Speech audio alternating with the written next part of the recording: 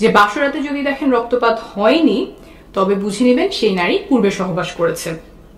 এই ভিডিওতে মেয়েদের ভার্জিনিটি পরীক্ষা করার প্রচলিত পদ্ধতিগুলো নিয়ে আলোচনা করব, রেফারেন্স সহ বুঝিয়ে বলবো এগুলো কতটুকু নির্ভরযোগ্য।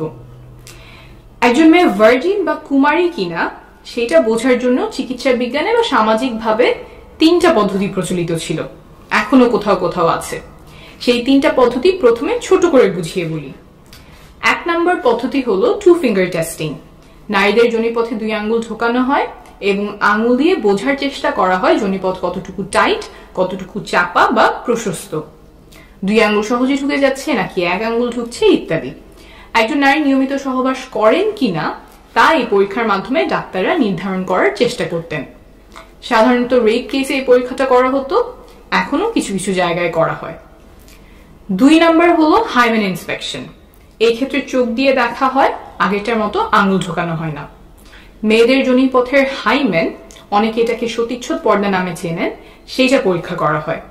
হাইমেনে কোনো ছেঁড়া আছে কিনা, থাকলে কোথায় ছেঁড়া, হাইমেনের আকার কেমন, মুখ কতটুকু বড়, এইসব দেখে বোঝার চেষ্টা করা হয় মেয়েটি আগে কখনো সহবাস করেছিল কিনা। 3 নম্বরটা হলো প্রথম সহবাসের রক্তপাত। অনেকের ধারণা যে নারী কুমারী হলে সহবাসে রক্তপাত হবে, সেজন্য বাসরাতে অনেকে সাদা চাদর বিছিয়ে দেন যাতে রক্তের দাগ ভালোভাবে বোঝা যায় বউ কুমারী কিনা সেই পরীক্ষাটা যাতে হয়ে যায়। এই যে 3টা পদ্ধতি বললাম এগুলো কতটুকু নির্ভরযোগ্য, আসলে কি এগুলো ব্যবহার করে বোঝা যায় একজন নারী কুমারী কিনা? এই পরীক্ষাগুলো নিয়ে সর্বশেষ মেডিকেল সায়েন্স কি বলে তা এখন বুঝিয়ে বলবো। প্রথমেই আসি 3 নম্বর উপায়ে, প্রথম সহবাসে রক্তপাত। 100 জন নারীর উপরে করা একটা গবেষণায় দেখা গেছে যে 44 জনেরই প্রথম সহবাসে রক্তপাত হয়নি। সংখ্যাটা কিন্তু কম না, প্রায় অর্ধেকের কাছাকাছি নারী প্রথম সহবাসে রক্তপাত হয়নি। এমনকি কোনো ব্যথাও হয়নি 32 জনের।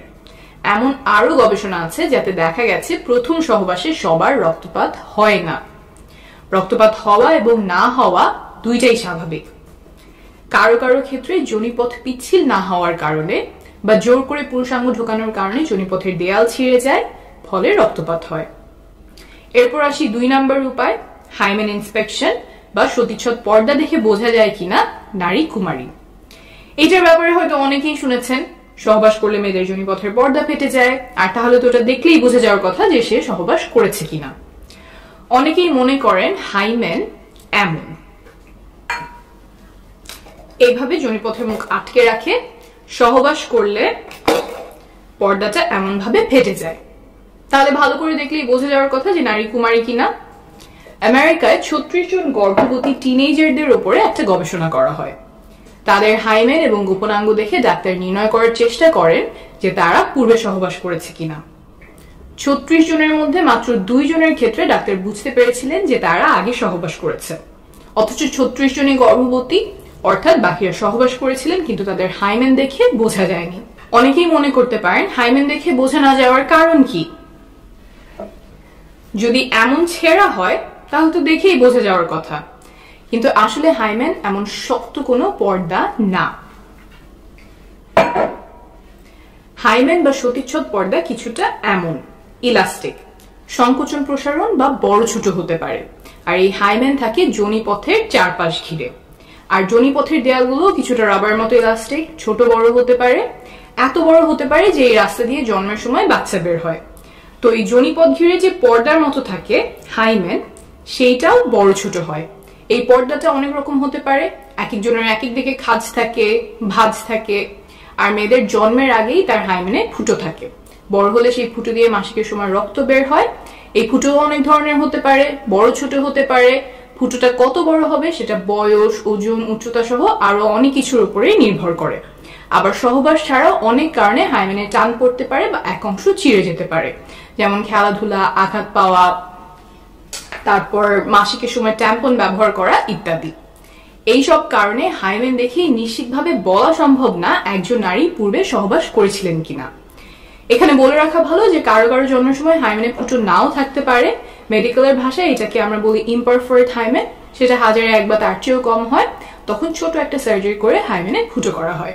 এখন বলছি 1 নম্বর উপায় নিয়ে, 2 ফিঙ্গার টেস্ট। এই পরীক্ষাটা কোনো বৈজ্ঞানিক ভিত্তি ছাড়াই চিকিৎসা বিজ্ঞানে ঠাঁই পায়। উপমহাদেশের অনেকগুলো মেডিকেল টেক্সট বই এই পরীক্ষার কথা লেখা আছে। সেই সব পড়ে ডাক্তাররা অনেকদিন এই পরীক্ষা করতেন। এই মন গড়া অবৈজ্ঞানিক পরীক্ষা বন্ধ করতে বিভিন্ন দেশে এটাকে ব্যান করা হয়। ভারতে এটা ব্যান করা হয়েছে 2013 সালে, বাংলাদেশে 2018 সালে এবং পাকিস্তানে 2021 সালে। তাহলে বোঝা গেল যে এই 3 উপায়, 2 ফিঙ্গার টেস্ট, সতীচ্ছদ পর্দা বা রক্তপাত, কোনোটা দিয়েই কুমারিত্ব বোঝা যায় না। তাহলে আসলে কি কোনো নির্ভরযোগ্য বৈজ্ঞানিক উপায় আছে যার মাধ্যমে বোঝা যায় নারী আগে সহবাস করেছে কিনা? না, নাই। তারপরেও দুর্ভাগ্যজনকভাবে কিছু মেডিকেলের বইতে এখনো এসব পদ্ধতি লেখা হয়, মেডিকেলের ছাত্রদেরকে শেখানো হয় রেপ কেসে নারীদের পরীক্ষার অংশ হিসেবে। যেমন প্রফেসর রেড্ডির লেখা ফরেনসিক মেডিসিনের বই, যেখান থেকে উদ্ধৃতি দিয়ে ভাইরাল ফেসবুক পোস্টে কুমারিত্ব নিয়ে অবৈজ্ঞানিক দাবি করা হয়েছে। এখন আপনি বলতেই পারেন যে মেডিকেলের টেক্সট বুক আমি ভুল বললেই তো হলো না, যিনি লিখেছেন তিনি তো একজন বিশেষজ্ঞ, আমার রেফারেন্স কি? বিশ্ব স্বাস্থ্য সংস্থা বা WHO, United Nations human rights, UN Women, এই সংস্থাগুলোর বিশেষজ্ঞ প্যানেল বলছেন যে প্রফেসর রেড্ডির লেখা ফরেনসিক মেডিসিনের বই সহ আরো কিছু বই ভার্জিনিটি টেস্টিং নিয়ে অনির্ভরযোগ্য এবং অবৈজ্ঞানিক উপায় শেখান। তারা আহ্বান জানিয়েছেন যেন এইসব বইতে চিকিৎসা বিজ্ঞানের সর্বশেষ তথ্যগুলো তুলে ধরা হয়।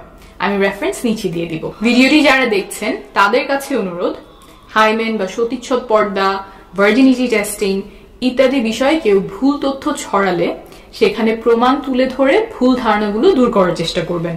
আপনার এই প্রচেষ্টায় হয়তো কারো জীবনে অনেক বড় উপকার